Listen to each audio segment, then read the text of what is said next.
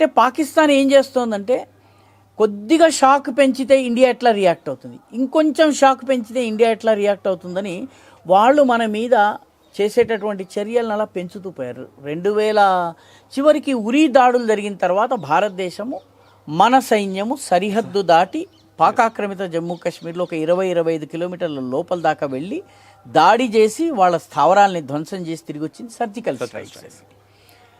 So వాళ్ళకి అర్థమైంది, ఓహో ఇండియా సర్జికల్ స్ట్రైక్స్ చేస్తుంది. కాబట్టి ఒక 3-4 సంవత్సరాలు ఆగి మళ్ళీ ఆ తర్వాత వాళ్ళు పుల్వామా 2019లో సిఆర్పిఎఫ్ జవాన్ల మీద దాడి చేశారు. 40 మంది జవాన్లు చనిపోయారు. దాని తర్వాత భారతదేశము సర్జికల్ స్ట్రైక్స్ మాత్రమే సరిపోదు కాబట్టి మనము కూడా గతం కన్నా ఎక్కువ యాక్షన్ తీసుకోవాలని చెప్పి మనము పాకిస్తాన్ ఆక్రమిత కాశ్మీర్ కాకుండా పాకిస్తాన్ యొక్క భూభాగంలో ఉన్నటువంటి బాలాకోట్ మీద దాడి చేసి వచ్చాము. బాలాకోట్ మీద దాడి చేసి వచ్చాము.